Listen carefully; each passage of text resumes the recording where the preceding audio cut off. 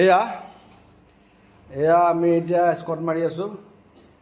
এয়া আমাৰ নৱ, এতিয়া তাক চেলেঞ্জ দিছোঁ। 120 কেজি আছে ইয়াত, আপোনাৰ 20, এইটো 15,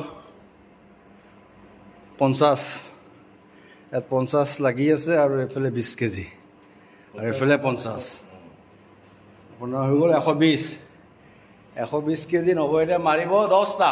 কেইটা মাৰিব? 10টা মাৰিব। মিছাই থাকক। হা? ৰাইজৰ ডিমাণ্ড 15টা। 10টা মাৰিলে তাত 15 আৰু 5টা। হা? ৰাইজৰ ডিমাণ্ড 15টা, তো আমাৰ টাৰ্গেট 10টা। চাওক কেইটা মাৰে। 1, 2, 3,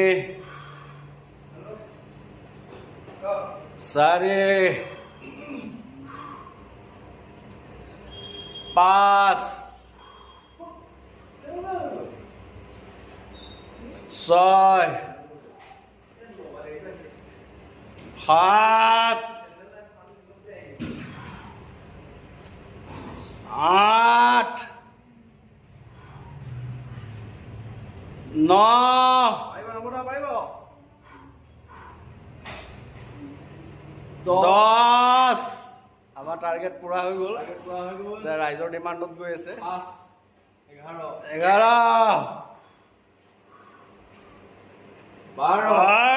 12 হৈছে। অহাবাৰ পূৰা কৰিব ৰাইজৰ ডিমাণ্ডটো। এইবাৰ টাৰ্গেটটো পূৰা কৰিছে।